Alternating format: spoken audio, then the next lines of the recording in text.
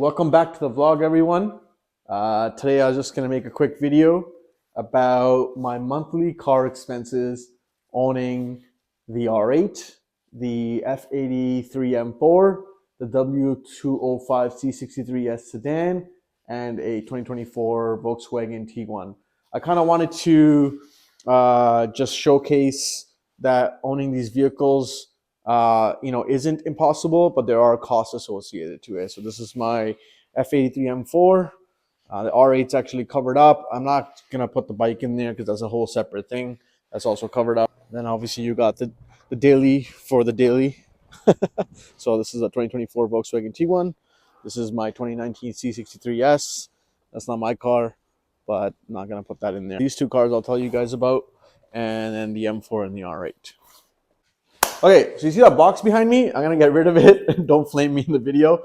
That box is actually the ski box box that I haven't disassembled because it's so big I have to cut it up in pieces, and we just had a winter storm. So anyways, the F83 M4, the 2017 M4 that I bought about 2 years ago, well, a year and a half. So my monthly cost of operating and owning this car, is around $1,100 is the monthly. Usually I put about 20% down on each car, and I try to keep the years to about 3 to 4 so I can pay it off quick.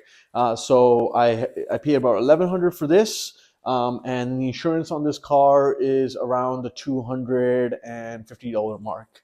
The R8, when it did have a payment on it, it was around $2,600 plus obviously tax and stuff, so it would come out to around $2,800. And then the insurance, it fluctuated from the year and year, so it's about $230 for full insurance on these. I keep full insurance on all cars because low deductibles overall work out better in that case. So the R8 I bought in 2016, and it's old enough where the only cost I'm really bearing now is the insurance cost for the car. So the M4, as I said, it's something that was traded into a local Porsche dealership in Vancouver. And how I got the car quickly, I'm going to tell you guys, is I literally was looking for an M4. It had to be a F83 M4 because I wanted the convertible, so my sister could drive it. People in the family household could drive it. So she drives the car actually more than me, surprisingly. So that's why it's parked inside, I guess, because if this is mine, then it has to be hers. But anyways, so the car I bought from a Porsche dealership, it was traded in. It was never listed on our trader, and I had been looking for the whole year. And ultimately, luckily, I just called because there was another M4 they had, and it was not this color, and they had this one just coming on trade, and we pulled the trigger on it. So that was the story with this car. So yeah, it's about $1,100 plus $250 for the insurance. Back out in the cold again, not in the garage. The Volkswagen, wifey drives this car. It's actually her car, but again, everything of mine is hers, I guess. You know how it works, guys. So monthly on this, it was $0 down. I did not put any down on it because for daily drivers like this, I don't put any down payment. It doesn't make any sense. I switch these cars out every 2 to 3 years just because I like to have them under warranty. So my payment on this is around $800, and then the insurance on this car is around $230 a month.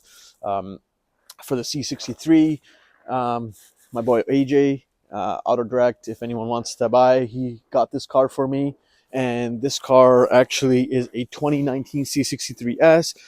It was honestly really highly spec'd, and as I said, I bought the car, and I think my monthly on this car is around $1,300, and then the insurance on the car is another $240 or $50. So again, the average price for the insurance is coming out to around that $200 to $250 mark. So these two cars are the dailies, I guess you could say. And this car I classify as a daily, but honestly, I take it out 99% of the winter. But with the winter storm we had, I took it out 1 or 2 times here, but I don't bother doing that. It causes more damage than anything. So yeah, so we'll step back in the garage because it's super cold. So just the M4, the C63S, and the Volkswagen Tiguan. As I said, the Volkswagen Tiguan, no down. But again, those are my daily drivers. I just count it in a different way. I look at those cars in a different way, more of a use and abuse, and then just get the newest one after 3 years.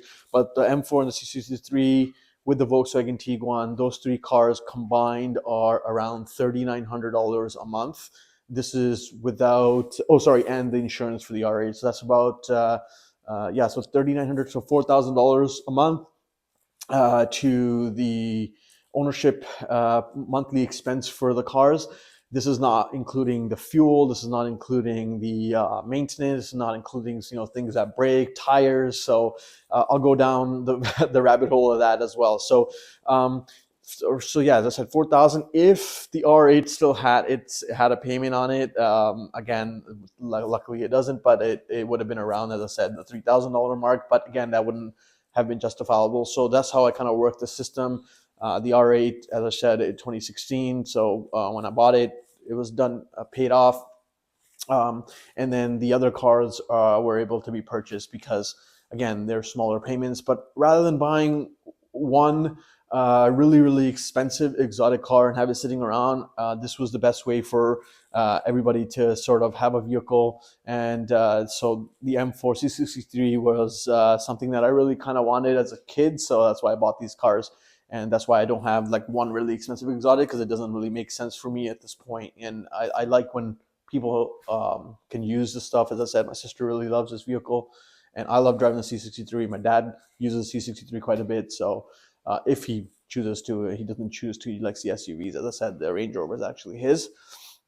All right, so we'll get down to the rabbit hole of, beside the $3,900 to $4,000 monthly expense of just retaining these cars, expenses. So average maintenance, what I've seen for all the cars. So the R8 actually has been really great for maintenance, because in the beginning, because of it being a low kilometer car, the maintenance really came about the 60 to 65,000 kilometer mark. It's at 75,000 kilometers right now. So I would say maintenance total of those years has been about, you could say 25,000. And this, again, this is over a 9-year period. EM4, honestly, haven't done anything to the car, just have got tints done to it. It did have an issue. I made the previous video with the oil pan having to be changed because the bolt got stripped, but hey, that was just bad luck. That was another $3,000. So besides that, if you discount that, I don't think the cars really had too much maintenance. Oil changes are about $250 to $350 for most of these cars. Same with the C63. The only thing I've really done to the car in terms of mods is the H&Rs. So you can count, I'm not counting the mods because honestly, mods are just not a monthly expense. But oil changes, I would say average $250 to $300 for each car. M4, R8, and C63. And then you're looking at tires. So most of the tires on these cars, like the M4, they're anywhere between 2,500 to 3,000 every 40 to 60,000 kilometers, depending on how you drive. The 4Ss on the R8 were about $3,800 a Michelin, because the rear size is 325, the front is 245. The C63 has both winters and summers. So summers were around 2,500, and the winters were around, I think, 1,200, because I got an Exxon. So I'll talk about that in another video. So as I said, the average tires, they last about 50 to 60,000 kilometers. So that's one of the other expenses. But the floating cost just for the car itself, that's what it is. And this is with usually about the 15 to 20% minimum down. And I would always suggest that you look at what the car is going to depreciate with, the value the car is going to depreciate with, and then what you're putting down and how long you plan on keeping the vehicle. So I have a mathematical strategy when I buy these vehicles in order for me to enjoy them. And again, I'll make another video about that because this video is going to get too long. So yeah, I hope you guys enjoyed that video.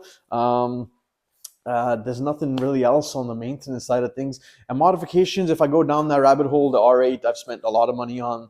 I am modding my cars differently now. I mod them OEM plus rather than too much stuff, because as I said, besides the R8, the other cars are just cars that I know I have a lifespan of keeping.